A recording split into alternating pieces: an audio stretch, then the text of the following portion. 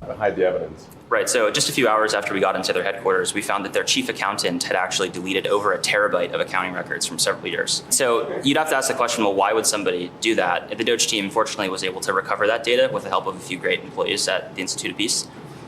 And I think the most troubling thing was they received $55 million a year from Congress, and any money that went unspent, instead of returning that to Congress, they would sweep it into a private bank account, which had no congressional oversight.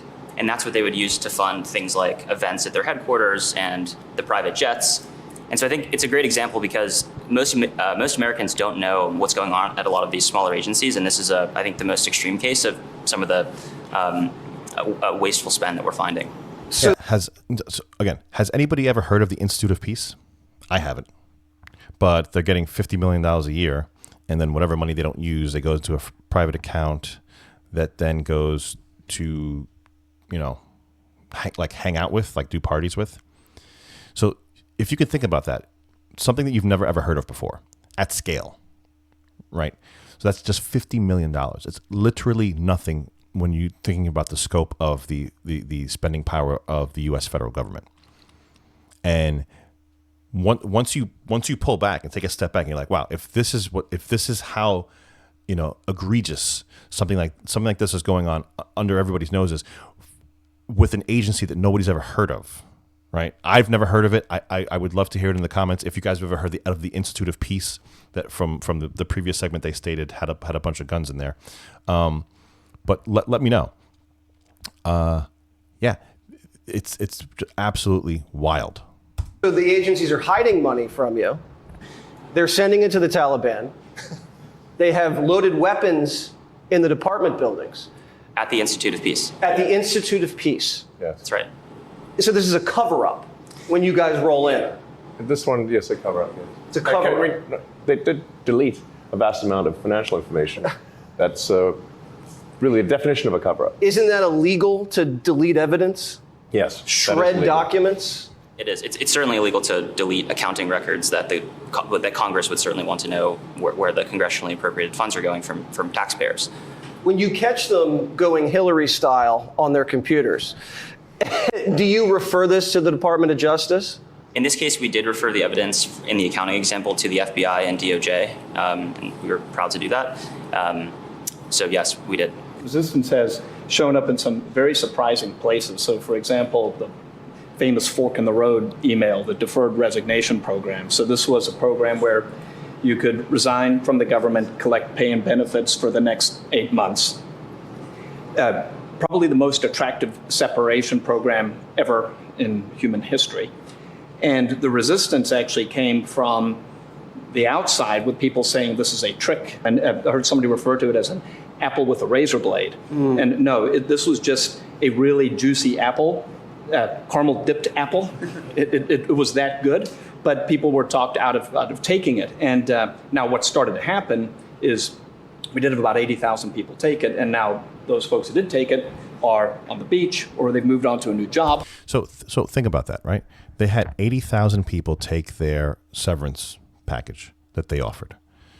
Again, like what? I don't understand. Like why that's a bad thing.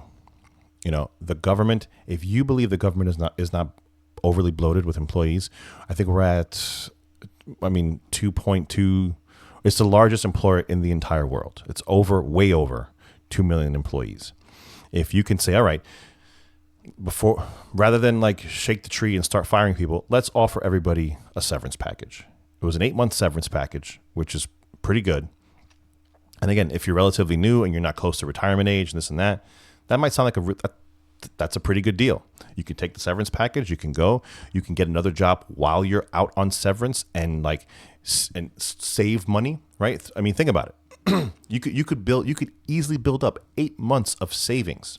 You could leave whatever government agency you were in, go to another job, whatever you're making, even if you're making 30 grand a year, right? So 30 grand, in 8 months, what was that? Maybe let's say 20 grand. You could have saved 20 grand, right? Because all of your bills are paid for because you are getting the same amount of money you were getting at your previous employer, and now you're working another job. So that would allow you to save a hell of a lot of money. Maybe you don't get to the same pay rate as you were before, or this and that, but it was a great opportunity, and these people were tricked into saying that out of not taking it. A lot of people were, from my understanding, that they're tricking you, this and that. No, they're just saying, listen, here's an opportunity. Some people took it. 80,000 people took it apparently, and I'm sure all those people are doing very well for themselves. And they're still getting paid. And so now we're starting to offer Fork 2 and Fork 3, where people can see that someone's eaten this apple and it was actually really tasty and good for them. Is Doge just getting started? This is a long-term enterprise. It's a long-term enterprise because if we take our eye off the ball, the waste and fraud will come roaring back.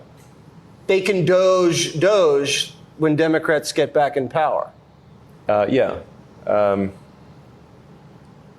Well, I think some of the things that, like, we're trying to have it be such that the funding is removed, so the grants are gone. So there's a lot of work required to restart the waste and fraud, and that will at least slow it down.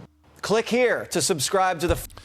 And that's all people want, right? That's what needs to get done. What needs to get done is, put the federal government on a diet, get it nice and lean as you can, and that way, in order for the bloat and waste and fraud to come back, it takes a little bit of time. That's all we can do. That's all we can hope for, right? Because the nature of government, the nature of using somebody else's money to pay a third party, is that you're not gonna treat it like your money.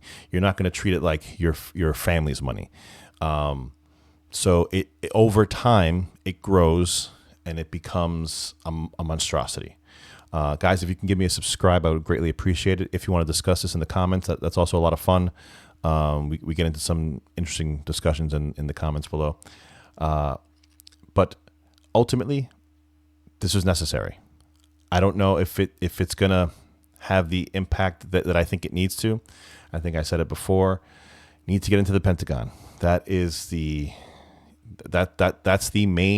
number one. I mean, you're talking about an agency with $1 trillion budget. I mean, it's massive, and I think it would take a team larger than this to even begin to scratch the surface in there. There's a lot of money that goes in there that's going to be unaccountable probably forever.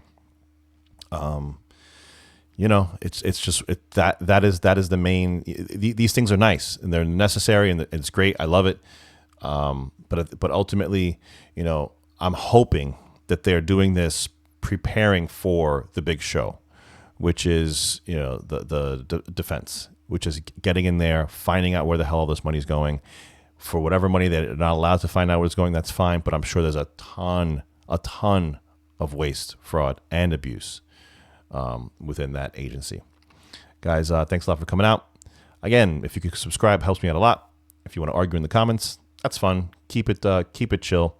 Again, we'll see you on the next video. Thanks a lot.